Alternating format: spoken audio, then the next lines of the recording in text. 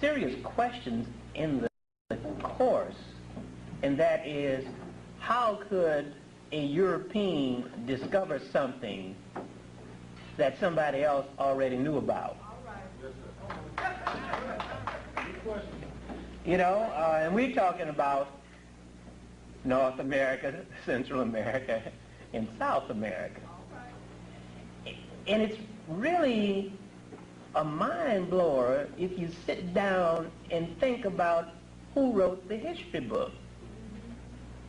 I try and share it with my students this morning that a peace treaty is something very interesting.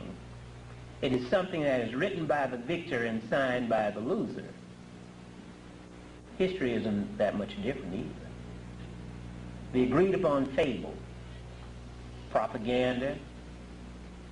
But when you look at it in the final analysis, the history that we have been taught in North America, specifically the United States, is propaganda. And propaganda is not a bad word, particularly when you understand its purpose. Its purpose is to maintain and perpetuate European values. But you see, what we must do, and what Dr. Van Sertima is going to do, is to show you that European values are fine. But when we look at the Western Hemisphere, we will become fully aware that there are some people here before Europeans, way before Europeans. And they left their calling cards. You understand what I'm trying to say? And so hence when we start talking about the good old folks, the Europeans, and we begin to name them Columbus and Balboa, and I call them the conquistadors, which means that they were conquerors, and thieves. We're going to find out very, very clearly that they just happened to get here, trying to get somewhere else. So I'm not going to tell you what all Dr. Van Sertima is going to say, because I'm sure he can say it much better than I. But I would like to give you some information about Dr. Van Sertima. He's born in Guyana, South America, educated at the School of Oriental and African Studies, London University, and the Rutgers Graduate School, and holds degrees in African Studies, Linguistics, and Anthropology. He's a literary critic, a linguist, an anthropologist, and he has made a name for himself in all three fields.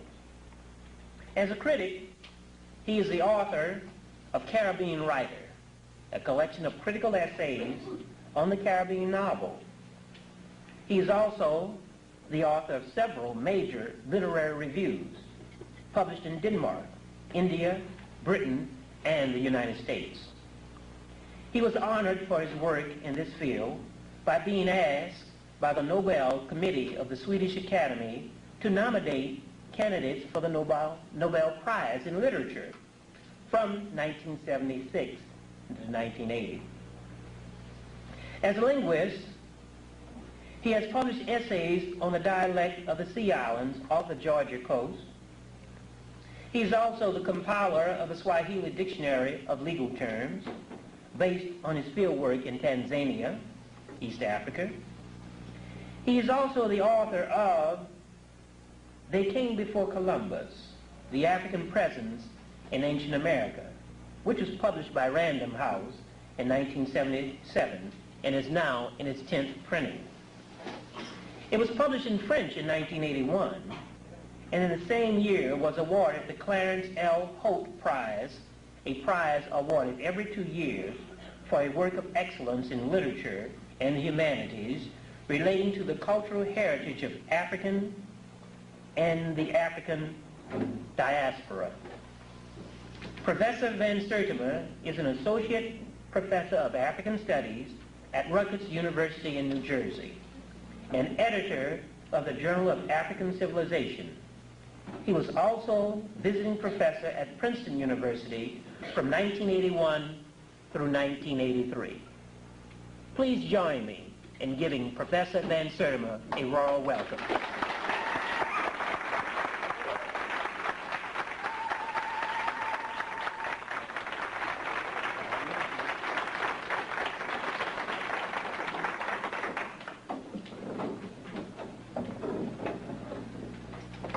When I had completed and published my major work, They Came Before Columbus, The African Presence in Ancient America, when it came out, it was wrongly attacked by the New York Times. The New York Times spent 3 pages of its book review claiming that this work was a fraud and that I was a myth maker. They had chosen the Walt Disney Professor of Archaeology in Cambridge University in order to make this attack. I learned earlier from sources in the New York Times that when the review was sent into the New York Times was amazed by the fact that it had not a single argument against me. They had to return it to the critic and say, apart from the vituperation, could you make a point or two that shows that it is a myth?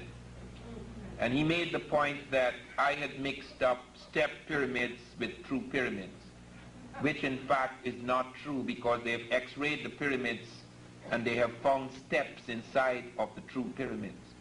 In other words, the step remains at the core of the structure. But that is not what amazed me so much. What amazed me is that the New York Times had gone over all the American reviewers, people who had done serious work in American prehistory, people who had done serious work in Africa, to pick a man who had never done work in either field. A man who for the last 10 years before he wrote this review was writing novels in the genre Ellery Queen, who had never visited these archaeological sites and was merely a Britisher attacking a colonial. This is at the root of a great deal of things, because the colonization of man in the Americas and in Africa does not stop with slavery or second-class citizenship. We are not speaking of these bonds which we appear to have broken. We are speaking of chains from which we are not yet free. We are speaking of the colonization of the imagination. And it became clear to me, after looking at those attacks and after being involved in that controversy for many years, it became clear to me how absolutely vital it was that we should have a new school of historians. How vitally necessary it was that we should have a forum through which we could express, through which we could reveal the facts of history. We have that school today. It is in its beginnings, but it is making a tremendous impact. Here in the audience today we have Runoko Rashidi, for example, who co-edited with me African Presence in Early Asia. He is part of that school. We have begun something which will take us through this century into the other century. And let me make it quite clear. We are not just interested in excavating dead facts.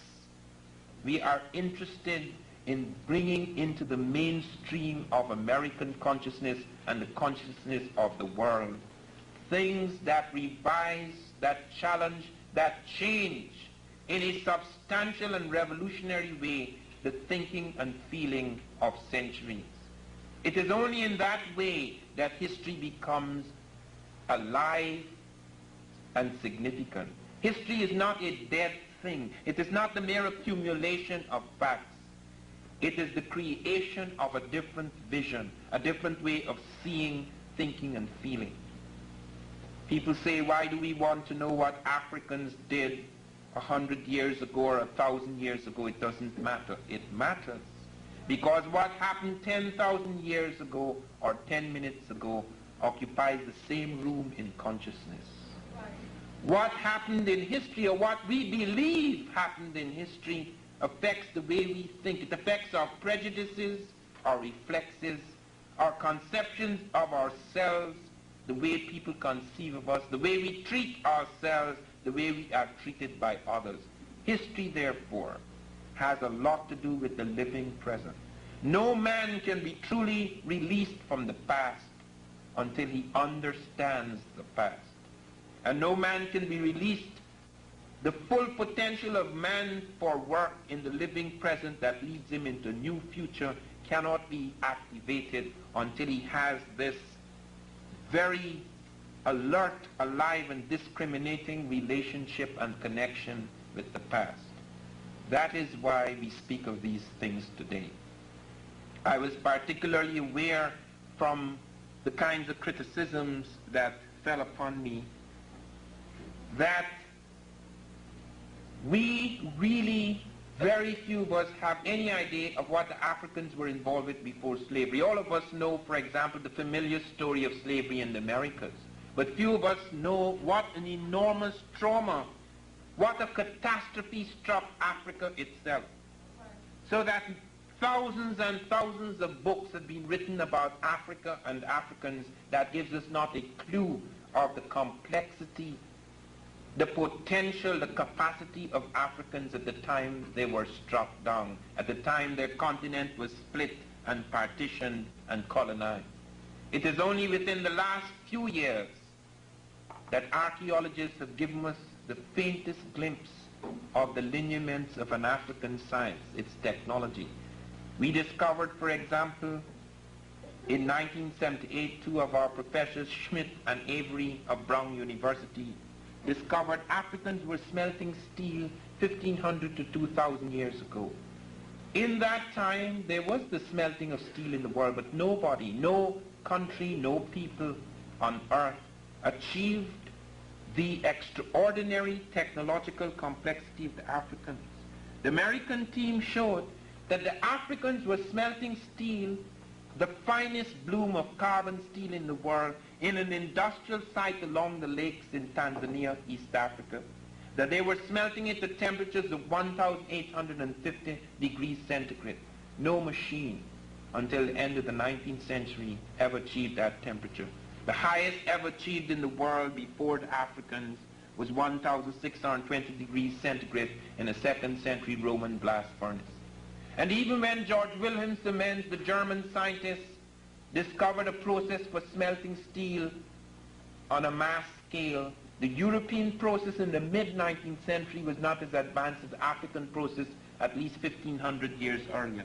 Because the European process produced steel in two crude stages, the Africans did it in a single stage through the crystallization of iron, involving a semiconductor technology unknown until the 20th century. And they found further that the Africans were doing all this using less fuel. We usually assume Africa is full of jungles, great forests and woodlands, etc., and therefore they always had this forest reserve. The Africans were actually forced into fuel-saving technology in this industrial site very early. Because Africa, in fact, and I will repeat this until it sinks into your head, Africa has less jungle than any other continent comparable with its land space. Africa has less jungle than any other continent comparable with its land space. If you were to take two Europes and put it in Africa, which you can, there is more woodland and forest in two Europes than in Africa, the comparable land space. I grew up in a jungle. I was born in the city of Georgetown, but I spent 14 years in deep jungle. And I'm not talking about little bush. I'm talking about real jungle. The jungle you see in Raiders of the Lost Ark. The deep South American rainforest. And I don't know of any African who has spent that much time in the jungle. There is not a single high culture, not a single civilization in Africa that grew up in the jungle. Whether it is the Ethiopian civilization or the classical Egyptian civilization, or the Tichit in North Africa, or the Afro-Phoenician civilization of Carthage, or Ghana, Mali, or Songhai in West Africa, or Monomotapa, the seat of an empire in Southern Africa. Not one. There are whole empires in Africa, like medieval Mali, for example, which the Arabs said dwarfed the Holy Roman Empire, which contained as much space as all the states of Western Europe put together, and there was not a single slice of jungle in that empire. The Africans there traded with other Africans in the jungle, but they would not advance into the jungle. They were terrified of it. The reason why we have so many thousands of books on African jungle, apart from Tarzan, the reason why we have so many books on Africans in the jungle, or little primitives or rural tribesmen on scratching or living on the edge or periphery of civilization, is because the core and center of African civilizations receded into shadow while its broken bones were put on spectacular display. Therefore, it is only within recent time that we are finding the steel smelting machine, only within recent time that we are finding that Africans were involved in complex astronomy. Before I speak about their astronomy, their medicine, their scripts, their metallurgy, and other aspects of their science, let me say something about how this picture came about. Africa literally disintegrated under centuries of onslaught from without. Not only America, and most of us have no idea of what America was. When I was growing up as a boy, I grew up among primitive Native Americans. I had no idea then, as I grew up amongst them, that behind me lay the heights of Machu Picchu, a city carved out of sheer rock, calling for technological ingenuity unparalleled in the world. I had no idea of my cousins in Mexico. It was Cortez, not Columbus, who gave us some idea of the technological complexity of the heartland of America. Columbus wandered among the primitives on the edge of America. Columbus never once set his foot on the American continent. On his third voyage, on August the 7th, 1498, 3 of his ships landed in South America. He did not come off the ship. He said he had arthritis.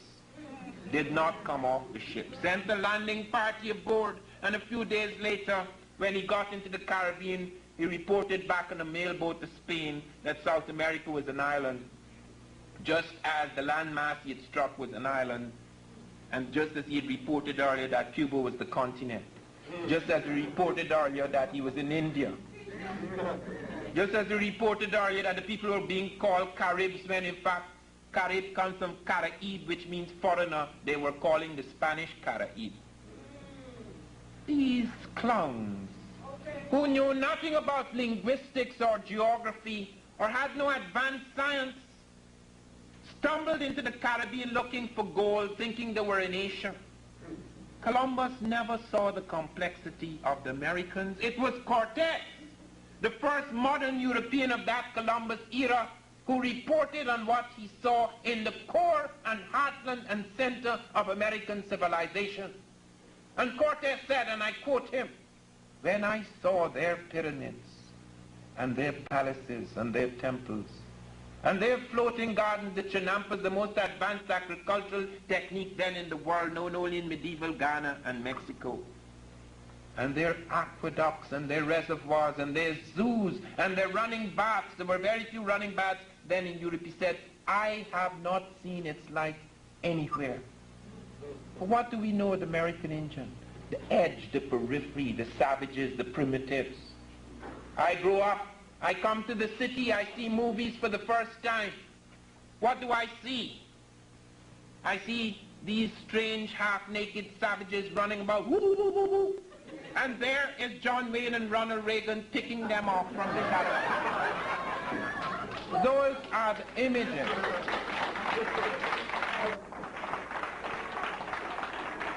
And it affects the colonized people throughout the world. Because it's one thing to invade. All people have invaded or been invaded. This is another thing to wipe out the memory of their history. until they themselves not only forget, but begin to preach and to propagate the same fictions about themselves that others have propagated. And when new facts emerge, and they're irrefutable, you find not only the Eurocentrics who will contest with you, but even those people who should know better, or at least attempt to know better, because they shouldn't know better, they're part of this civilization, they're part of its falsehood, that should at least attempt to revise their conceptions, they become involved in it. What lay at the center of African civilizations before its disintegration is only now being discovered, as I say. 2 years ago, one of our Earth satellites spinning around this planet sent down radar beams into Africa 16 feet below the African Earth and found the traces of ancient rivers running from the Sahara towards the Nile Valley, where the Africans retreated as the Sahara dried up, peopling Ethiopia and then Egypt. I said that before the Earth satellite.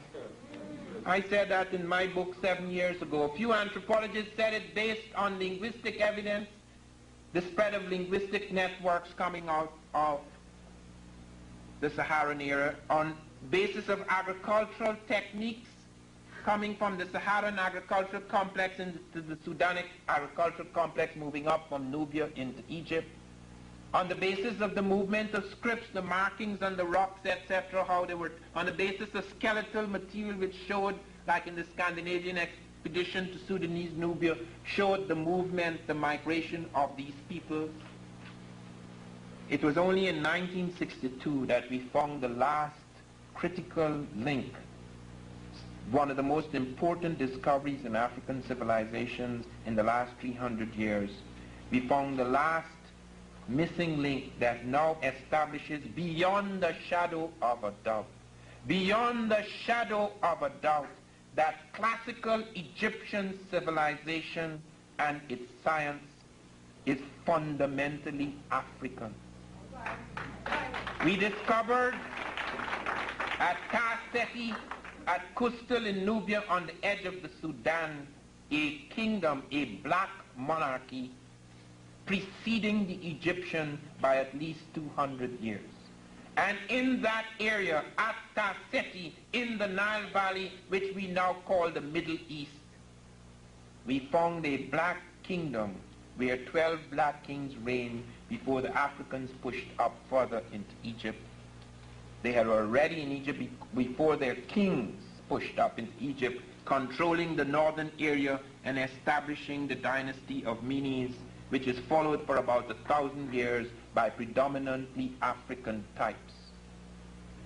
Pyramid building, mummification, the deities that were to build the pantheon of gods of the Egyptians, all the religious, political, and scientific traditions that were to make classical Egypt the beginnings of the pharaonic thing is found in Nubia at Kustal, 200 years before it even begins to take a shape and to be carried forward into Egypt. We have even found the hieroglyphs, which we thought was Egyptian in origin. It was merely refined further by the Africans as they moved up into Egypt. We find the hieroglyphs at Kustal in Nubia, one of the world's most significant writing systems. Significant because it was to affect not only Africans, it was to have an influence also on some of the European writing systems. We are supposed to be the pre-literates. When I was going to London University, the School of Oriental and African Studies, they always refer to Africans as pre-literates. There's something missing in our brain. We learn to write late. No, sir. No, sir. Africans had at least half a dozen scripts before they were touched by Europe. They built the hieroglyphic script, and the oldest books in the world, of which we still have fragments in spite of massive destruction in the long span of time, the oldest medical texts and the oldest mathematical texts in the world are African. There is no doubt about it. Absolutely none. This is not speculative, romantic myth-making. These are the facts.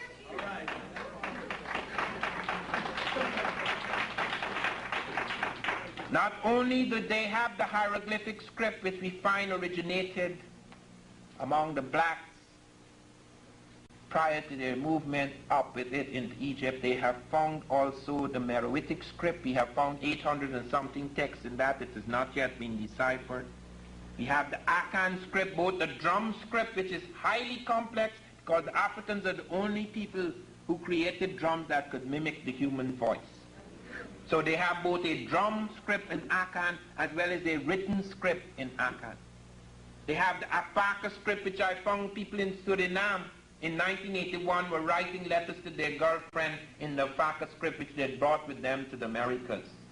That was unusual because most Africans lost their scripts. Those who did have scripts lost them in the Middle Passage, but they had made the mistake of bringing a whole tribe, a whole body of people into Suriname. That's why they were able to revolt. They could communicate with each other, whereas the normal practice with slaves is that you separate them so they could start fighting among each other, or at least not have any proper communication. And also the Manding script, which Professor Winters and Howe and Delafosse have shown to be pre-European, pre-colonial period, Manding running through the Sahara, touching parts of the Ethiopian and even the Egyptian world. Those are just a few. And people say, yes, but if they had scripts, why didn't they write books? They wrote books. The Library of Alexandria had, it is estimated, at least 500,000 books. It was systematically destroyed. The Moors had books. Not all of them were black, but most of them, especially in the Almoravid and Almohadi dynasties, the 4 Muslim dynasties in Europe, they wrote books. In 1492, the year Columbus sailed, when Cardinal Ximenes, attacking Granada, ordered, after they defeated Granada, Cardinal Ximenes ordered every book in Arabic to be burnt. At a time when most Africans and Arabs and even the Jews in Spain and Portugal wrote in Arabic. They burnt them all. Only a few fragments survived. Timbuktu was razed to the ground twice. Only recently the Arabs have found scraps and fragments coming from the University of Timbuktu. So it's not a question of not writing books. Only a few people wrote, even in Europe. When the Muslims invaded Europe, it is estimated that 99% of the Europeans were illiterate. This is in 711 AD. 99%. The European Christians had 2 universities. The Muslims introduced 17. In Europe, 17 universities. Everything that was of value throughout the civilized world.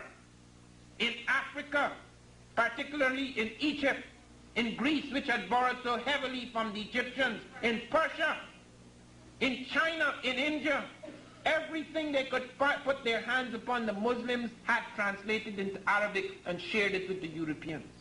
It was not an invasion at all, like the invasion that struck Africa and decimated the population and disintegrated the national and familial networks. The Moors did not attempt to destroy the culture of Europe. They did not take away the tongues of the Europeans. They did not stop them selecting their judges and their courts.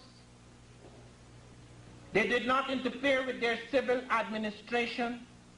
They did not tell them that they could not believe in Jesus because Jesus had been incorporated into the Mohammedan world as a prophet just like Muhammad. All they asked is that they should have a say in the selection of bishops. Hence, it is in the heart of Europe, at a time when it was in a twilight, after the great strides of the Greeks and the Romans, when Europe was in twilight, the attacks from Africa and the Arab world brought about a composite of world science. From India, 1, 2, 3, 4, 5, 6, 7, 8, 9, 10. The Europeans were not using ciphers and numbers. The Greeks and the Romans used letters for numbers.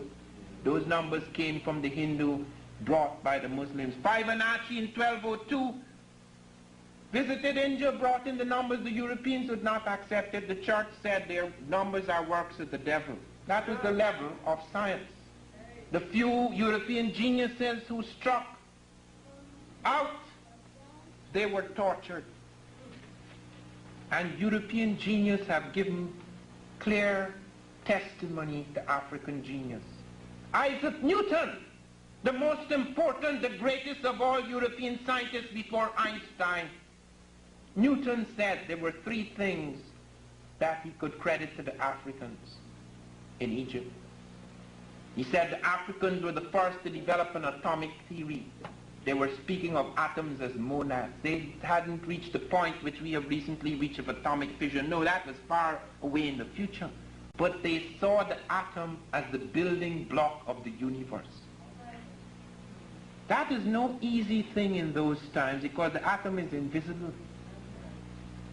He spoke of the heliocentric theory. He said they had already seen that they had already spoke of the planets spinning around the sun. They didn't plot all the planets. They knew of at least 5 of the 9 we talk about today. He said they knew about gravitation, that the harmony of the spheres which Pythagoras stole from the Egyptians. The Africans had worked that out. They knew the peculiar attraction of objects to a spinning body in the sky and the rotation and the orbit, the fixed orbits of planets, etc. They had all worked that out very, very early. When I spent some time at NASA informed me, NASA, you know, and these people had nothing, no axe to grind by telling me that. They told me that the Africans were the first to attempt to work on an aeroplane. That as early as 300 BC, the Africans had created a glider. We have no idea that it had an engine. It had some method of power. They saw the rudder was detached. They attached part of the tail fin to the rudder. It had a reverse dihedral wing shape. They were aware of the fact that it was heavier than air and yet it could fly through the air, a glider. 300 years before Christ, it was found at Saqqara. They are aware of the mathematics. People have said, even now they're finding that as they go back into history, it becomes blacker and blacker. They say that the Egyptian arithmetic, the Egyptian geometry and so forth, which they took because they had their own arithmetic, they took geometry, they had their own arithmetic, but yet they found the Egyptian arithmetic more accurate. It didn't come from people just sitting down and saying, well, an inch is a... It came from looking at the sky. Everything that they learned from that cosmos, they put it into their work. They were the first to create the 24-hour day. They were the first, the Africans in Egypt were the first to create the precise measurement of the year, 365 and a quarter days. But whereas when it was taken over, we created a leap day every 4 years to deal with that quarter. The Africans created a true leap year every 1,460 years. And whereas we take that leap day, and we take the 5 days at the end of the year and spread it out, the Africans cut the year into 360 days. They made 5 festival days for the gods, and they were the first to create December the 25th as a holiday for the Christ figure. There was no Jesus then, but Jesus, the most remarkable of the Christ figures in the world,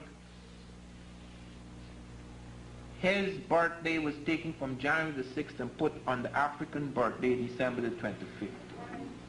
They had the 5 festival days for the gods, and they had 12 precise months of 30 days. When the Greeks and Romans took that over, they spread it out throughout the year. As a result, we have 28-day months, 29-day months, 30-day months, 31-day months. We need a rhyme in order to remember which is which.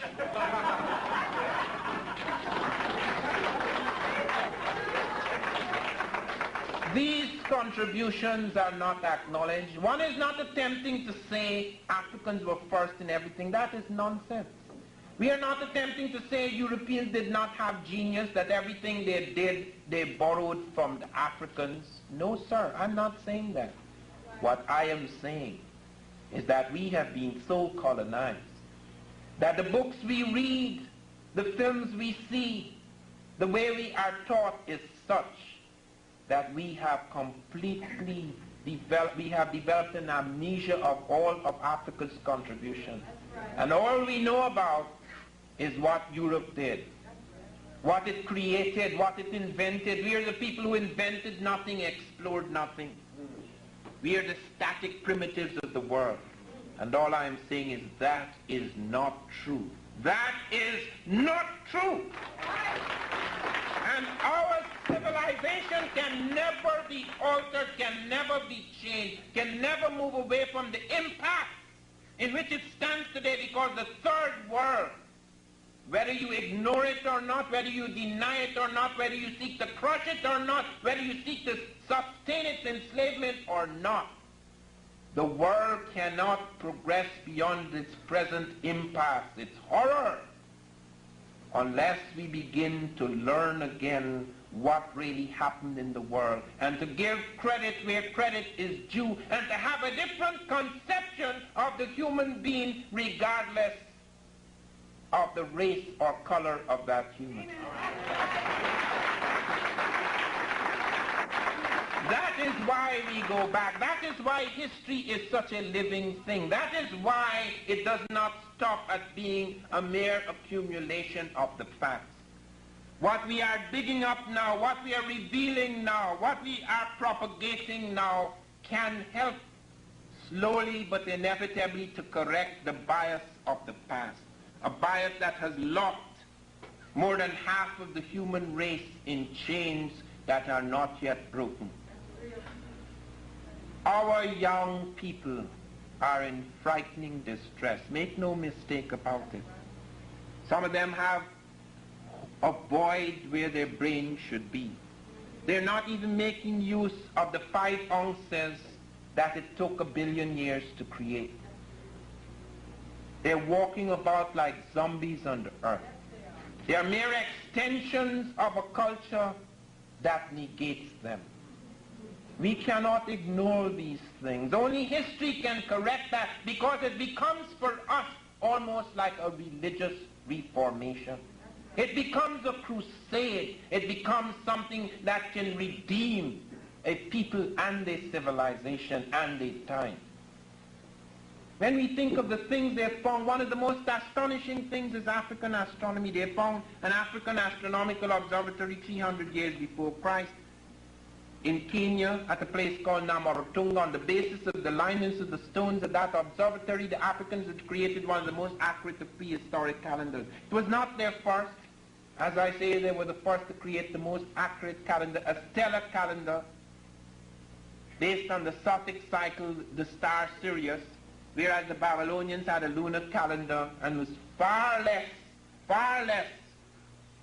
precise and scientific as the Egyptians. They've tried to show that Egyptian science was merely empirical, that Egyptians, the early Africans, merely arrived at this by trial and error. Real science, abstract science, pure science begins with the Europeans, the Greeks. But they had a computer programmed in the United States in 1967 to test this theory. You know what the computer found? And the computer was created 4,000 years after the height of Egyptian civilization. The computer found that of 22,295 possible decompositions, the Africans had chosen the 46 simplest and most elegant, and that the computer would have made the same choice. That is the level of theoretical science.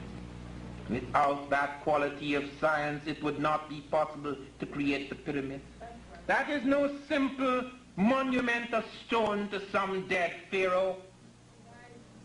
Everything in that pyramid, every step, every passageway, every ventilator shaft, every temple, every room, its dimensions were determined by what the Africans had found in the cosmos. They call these things sacred numbers. They would take things down just as they put it in their mathematics. The second of time was created by the African. The second of inch was created by the African. And many famous Europeans were aware of that. Galileo, we talked a moment ago about Newton. Galileo used the African water clock in his experiments. We're the people without time. Many colored people like to talk about, or rather, black people like to talk about colored people's time. There's no such thing. They made that up. That's part of their slavery. Because the Africans had precise ways of dealing with time. There is the peasant thing, but it runs through Europe. I lived among European peasants as well as African peasants. I've lived among European urbanites as well as African urbanites. I spent a year in Hungary in the borders of Czechoslovakia. I used to speak Hungarian, not anymore. But I went into villages in Europe where they have never seen a black man in all history.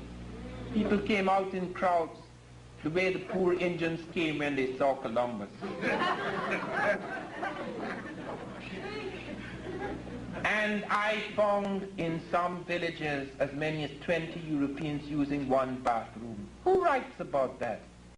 That gives you no sense of European genius. The Europeans have done remarkable things in the world. No one denies that. And since their conquest of America and Africa, which enriched them 1,000-fold, they have been able to seize the technological initiative, though not completely. So we appear as people who have done nothing. But the Wall Street Journal, using the same terms I have used, people at the core and people at the periphery, pointed out that while at the core you have the brilliant flash of Europe, when you go to the periphery it's semi-barbaric. Nobody writes about that. Why is it that when you deal with Europe, you always see the core? But when you're dealing with Africans and American Indians, they bring their cameras and put it on the periphery. So that we all look like a lost, battered, broken people who never did anything in the world.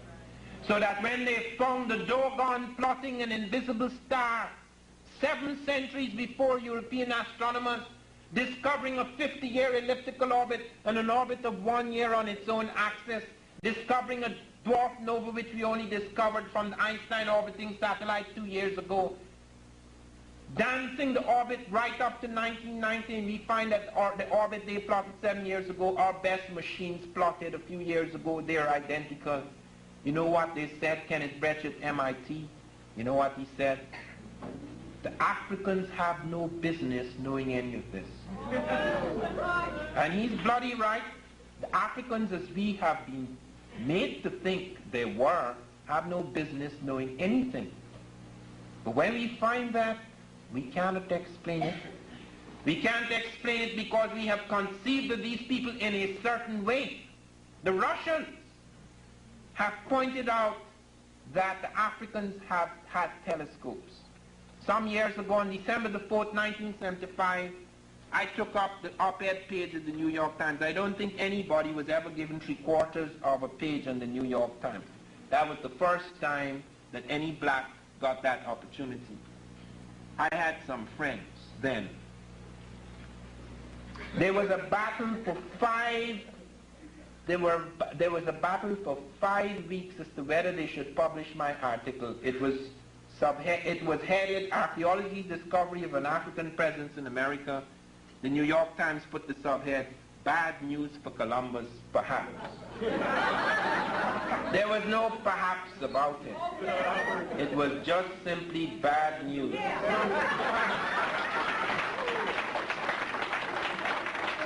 That article attracted letters from all over the world, and one of them came in from one of the Russian science cities in Soviet Asia. Academician Sanarov wrote me saying the Russians had done a lot of researches on Pacific migrations, apart from the Bering Strait migrations, which we all accept during the Ice Age and so forth. We have evidences of Chinese and Japanese coming into America from the side, the Pacific side. I had mentioned the Japanese, German pottery, Valdivian period, etc. in Ecuador. But the Russians said they had never thought of even dealing with Atlantic migrations, because the Russians, until recently, have been very affected by Western propaganda. Though they did not, they did not have colonials. I mean, they have colonized Eastern Europe, but they did not have black colonials. So they knew nothing about Africa. And when Vavilov, the Russian botanist, studied the agricultural systems of the world, he left out Africa. Now we find that the Sudanic and Saharan agricultural systems are the earliest in the world. But they started this dialogue. It started at first with great distrust. The Russians are very careful. They have to be careful. The scientists have to be careful of their government. Their government have to be careful with people outside. So he would write me on big postcards. Okay. And during the dialogue in which I shared my researches, etc., and there is now a negotiation for a Russian edition of They Came Before Columbus, because it's time they learn about that too. But during the dialogue, I asked them to tell me anything that they had found that would be of great interest to me about early African civilizations, because they were doing a lot of work in Egypt on the NASA, so that kicked them out, because archaeology is sometimes used as a cover for spying. But they said that one of their scientists, Volosimo, discovered perfectly ground spherical crystal lenses in ancient Egypt, indicating clearly that Africans could have built early telescopes. Galileo said so. Now we know, because either the Dogon got it from the Egyptians or they developed their own. It is true that the African eye has a different shutter speed. Because of the intensities of light in those areas, when I was a boy, I can't do it now. When I was a boy, I could see 7 miles across the water to markings on the quarry rocks across in Essequibo. It is something that I become aware of in the industrial world, that people do not have ears and eyes and noses as I do. For example, I regret having a sharp ear, because I've often heard people talking about me behind my back. That ear was trained not to pick up things like that. It was trained in order to tell the distinction between the breaking of a twig and the slithering of a snake. If you can't tell that from 6 feet away, you will not be in the jungle for very long. I could tell, for example, by looking at the water, as I rafted down the river, I could tell by looking at the water whether the current was too deep for me to dive in, whether there were tiger fish below, because if you can't tell from the water what is going on below, you jump off of your raft, you may never rise again. Okay, so all of those things as a primitive I appreciate. I am not dismissing the primitive, but I am saying that you cannot go to the primitive to learn about what is happening in the civilization. That is the reason why we miss so many things. Take medicine. That is one of the most awesome things about Africans. The Africans did incredible things in medicine. Let me just touch the Egyptians first and then deal with Africans outside of Egypt. The Egyptians were the first, according to Herodotus, to have specialists for every organ. They were the first to have pharmacies, because we found standardized doses. They were the first to have a state medicine. Their doctors were paid by the state. And we have found 10 medical texts. In spite of massive destruction, 10 medical texts survive. The Ebers Papyrus and the Edwin Smith Papyrus, 1500 BC, 2600 BC. And do you know one of them is in New York? The actual manuscript written by Africans 1500 years before Christ is in New York, the School of Medicine. And do you know what chapters they had in that manuscript? Chapters on helminthiasis, ophthalmology, gynecology, pregnancy, diagnosis, treatment of abscesses and burns, study of the pulse, diagnostic percussion, notes on circulation of the blood, little things like fractures of the clavicle and dislocation of the mandible, which Hippocrates lifted and put in his books. Harmony of opposites, all those theories were worked out. There was only one chapter in magic. I know we are famous for magic. Why don't we know of these things? Because when people study Africa, they like the exotic. All of my professors, as I like to say, at the School of Oriental and African Studies, the one school in the world which I understand has more professors than students, they were all world authorities on something. World authorities on what? I had such a profound reverence for my professors until I began to realize that to be a world authority in something, if it is very small, doesn't mean very much. World authorities and wooga-boogas and luga-boogas. Who the hell cares? You could study the wooga-booga until you're blue in the face. You cannot arrive at any vision of African possibility and potential. You cannot arrive at any vision of African complexity. Thus we have thousands of books in Africa that are absolutely waste. Absolute waste. You cannot extrapolate from one little primitive tribe what is happening at the center and heartland of a civilization. The Journal of African Civilizations makes a serious departure because I take the primitive off center stage and put the brilliant African, the quintessential African, into the center where he belongs. And only by doing that can we have a balance achieved. Only by doing that can we have a new scientific objectivity. Only by doing that can we face and challenge seriously the myth of biological inferiority, because these myths still persist. They persist because people could say, what have you done? You know, Kirkpatrick asked that of Baldwin some years ago. What has the Negro ever done for civilization? He hasn't the foggiest idea of this so-called civilization is a composite. It is not European, Western civilization. The Greeks could not have gone where they had gone without the Egyptians. Every major Greek scholar, Thales of Miletus, Democritus, Pythagoras, Eudoxus, Anaximander, Anaximenes, Heraclitus, Plato, Aristotle, all of them studied in Africa.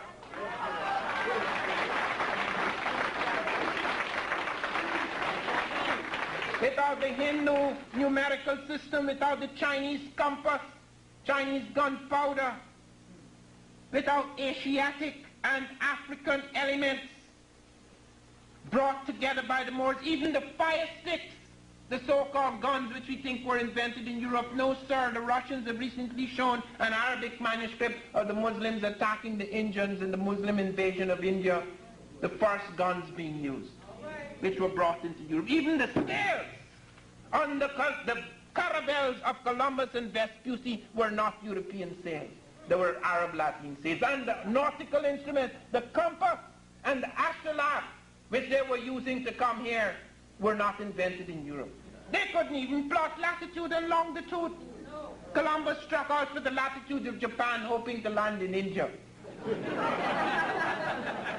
Claimed this was India. That's why we're still calling the poor Americans Indians. And we're calling the Caribbean West Indies. This place was actually called India. And you know the extent to which Columbus went to establish he was in India? He sent his notary Fernando Perez de Luna among the ships and made every man sign a document that he was off the continent of Asia. And he threatened his men. He said if any man were later to say they hadn't come to India, if they were officers, they would be fined 500 maravedis, docked several months' salary. And if they were common sailors, they would be given 100 lashes and have their tongues cut out. How many of us know that? It's written down here, you know, it's in 7 languages. John Boyd Thatcher in 1903 printed a book, 3 volumes, 2,114 pages. I went through that thing with a fine-tooth comb. 7 languages drawn, the diaries, all the comments, etc. You know why Columbus went to that extent? Because Marco Polo had fired the imagination of Europe with thoughts of all the gold and spices in the Indies. And Columbus said, since the world is round, you could go to the west and end up in the east, which is theoretically true, but you need an aeroplane to do it, not his little boats. It is true that after there was a massive continuous movement out of the greed for gold, Europe made advances in shipping that took her beyond other people's, the hulls, sails, etc. But at that time they were using other people's stuff. And it is important to note that the people who made those early journeys were the Spanish and the Portuguese, where the Africans and Arabs had been and brought things from the rest of the world since 711 AD up to 1492. And it's not just the Industrial Revolution. You take modern times. I spent some time at NASA. I'm one of the few blacks who was flown in a military aircraft to Cape Canaveral to witness the blast off the space shuttle. Not the last unfortunate one, but the one that took Bluford up in August of 1983. I had been invited to witness the blast off of the space shuttle because I was the first black to write an article on blacks in space science, along with one of the administrators of the educational program at NASA. When I spent a day before the blast off meeting black scientists, etc., hearing them talk. A whole day was devoted to black scientists, and they spoke of incredible things. I learned, for example, that we were getting 500 pages per second of information from outer space. We do not have enough analysts to deal with that. NASA said that we needed 50, immediately we needed 50 blacks with MAs in physics and chemistry and so forth. They wanted to employ them instantly to draft them in the program. I have got about 3 people placed at NASA, students I had met across the country who have those requirements.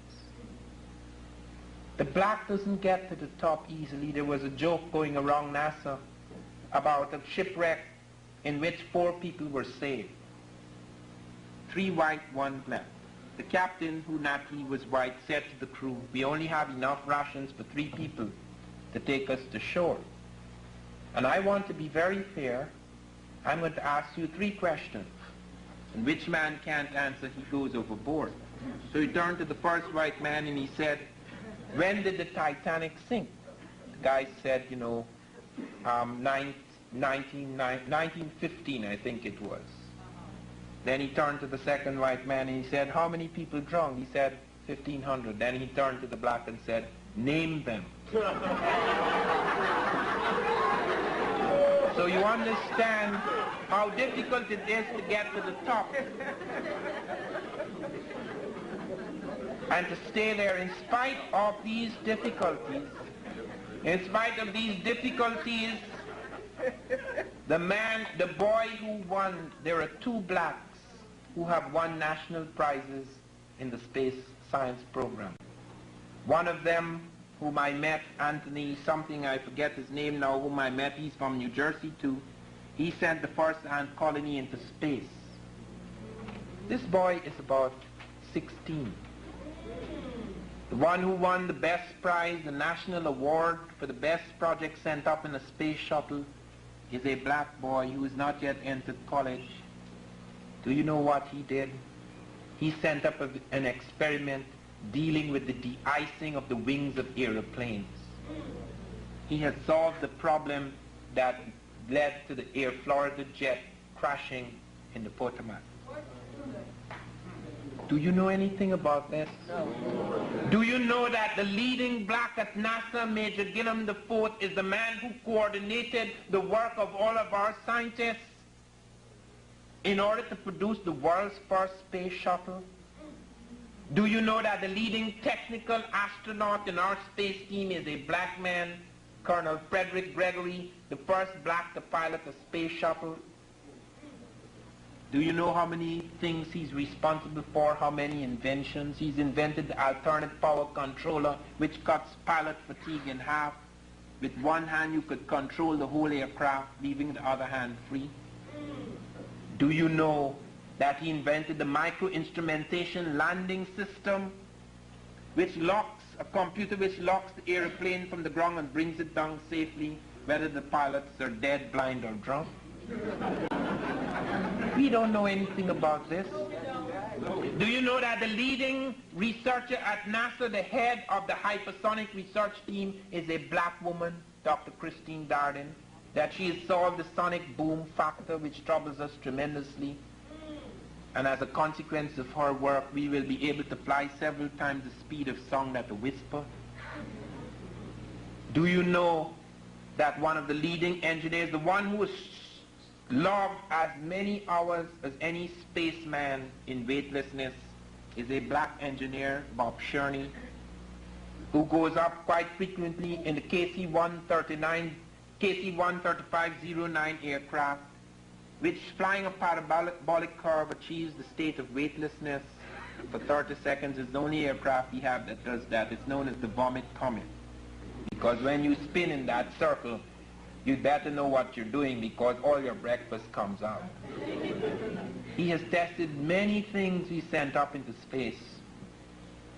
Do you know that the leading medical researchers of our space team, the Space Medical Research, is a Hispanic woman, Dr. Patricia Cowens, and a black Dr. Long, and that Cowens has invented a machine that they say quantifies yoga. Many of the involuntary muscular nervous system can be now controlled. In Western physical science, we get very involved with the surface thing.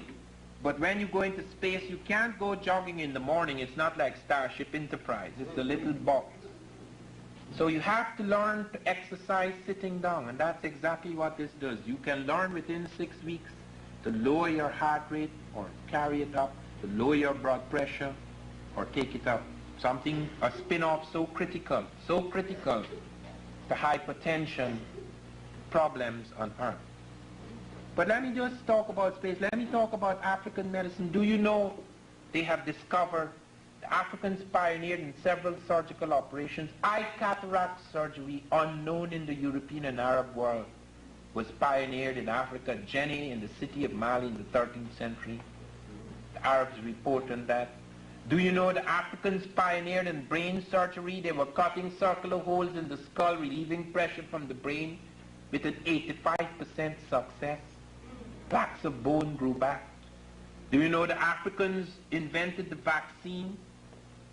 They came upon the vaccine by puncturing holes in the skin for identification and beautification markings, and they came upon the vaccine so that in an epidemic they would scratch the germ. They would take the germ from someone who is sick and put a little of it into all the people in the tribe so that they could develop an immunity to it. Do you know the Africans were using aspirin long before us? The Bantu were using Salix capensis, which yields salicylic acid, the active ingredient in aspirin. Do you know they were using tetracycline, an antibiotic, 14 centuries ago? They found a yellow-green flash of tetracycline in bones in Nubia, and while it appeared in their grain bins, indicating they had come upon it perhaps initially as an accident, they were using it in conscious measured doses, because where it was found, there was the lowest incidence of infectious disease in an ancient population. Do you know that they had done the most advanced cesarean sections? When Dr. Felking and his team, and by the way, before I leave tetracycline, 14 centuries ago among the Africans, you know when we began using tetracycline in this population? In the 1950s. The cesarean section was observed, the cesarean operation was observed by a team from Britain under Dr. Felkin. He noticed with amazement that Africans were using the cautery iron with tremendous skill, causing very minor tissue damage. They had a way of closing the wound, stopping bleeding, cutting the belly open without causing major tissue damage. Stitching, they even took pictures of the stitching, the collapse of the abdominal wall, the stitch. Do you know that not a single woman in Europe, in the operating theaters of Europe, survived the cesarean in the 1870s? Among the Africans, they noticed the woman came out hale and hearty in 4 days out of the hospital. They noticed the Africans were using antiseptics and anesthetics at a time when Lister had only introduced antiseptics in Europe 2 years earlier. They were doing this with routine skill, indicating they had performed that operation for a long time.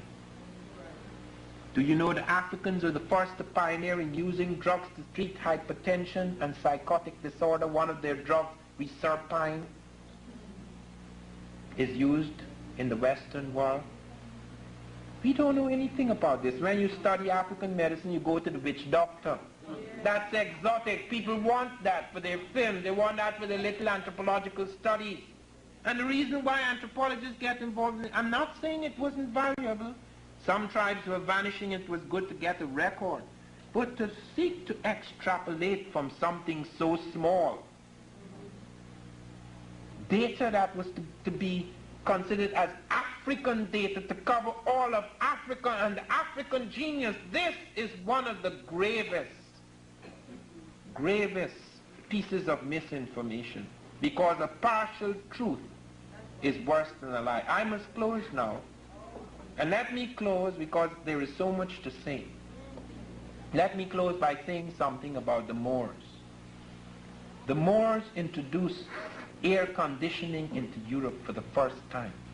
And their air conditioning had something even above ours. They were passing it over banks of perfumed flowers, so you not only got fresh air, but perfumed air. They were the first to pave the streets in Europe, the first to have raised sidewalks.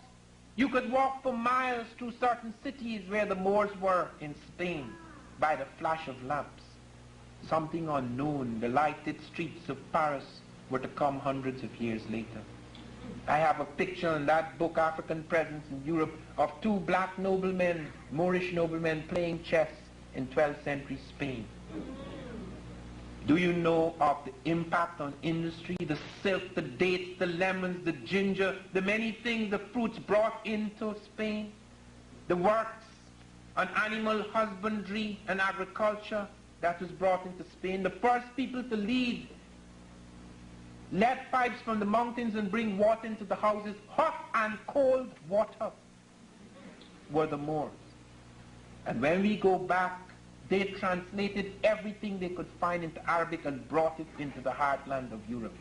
When we go back there, we begin to realize how it was that the Spanish and the Portuguese made the movement into Americas. How it was that out of a kind of dark age, European genius was to come alive and the Industrial Revolution was possible. We neglect our scientists here. Who knows that this light, which Edison pioneered in Edison pioneered in electric light, we are not denying him his genius, but it was Louis Latimer, a black scientist, who invented the carbon filament that made light practical and universal. Edison could burn it for a day. Latimer could burn it for a year. Let us brood on these things, because there are so many. The shoe lasting machine, the first machine to mass produce shoes, a black. The first machine with a cup to lubricate itself, so critical to the mechanical industry, a black. The first refrigerator trucks transforming the food transport industry in this country, a black. The first to introduce telegraphy in the trains, a black. The first to transform the whaling industry in the world by the introduction of the toggle harpoon, a black. The first to transform cane juice into sugar crystals, to create sugar crystals in the world, which was to affect the economies of England and France, is a black. There were 1,000 inventions by black logged in 1913 alone. 1,000. At a time when in middle of the 18th century, Jeremiah Black, the Attorney General of the United States, ruled that slaves could not patent inventions because a patent was an agreement between the government and the citizen, and black slaves were not citizens. And in spite of all these disadvantages, the African genius, the black genius, emerged. Let us go with this. Let us be aware that we are not starting from scratch. Our forefathers, our ancestors are not just Chicken George. We have more significant roots in the civilizations of the world. In Asia, as Rashidi has shown us, in America, as my work has done, in Europe, as the works of Scobie and others have done, we are aware of the African influence throughout the world. We have to become aware of this in a real sense. All of us, black, white, Hispanic, whatever, because the history of man is the history of one family. We have been separated for centuries by myths and falsehoods, which makes us think of inferior races and superior races, inferior peoples and superior peoples. We can no longer think like that. We are on the threshold to a new age. We are on the threshold of a new consciousness. Let us walk out of the small cell and room created by Columbus, the 500-year-old room, into the larger and more liberating house of history. Thank you very much.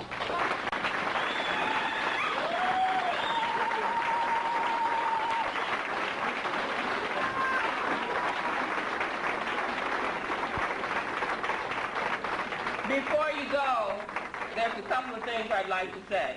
First of all, if you're interested in this subject, and I know you are, Professor Van Sertima brought some of his work here.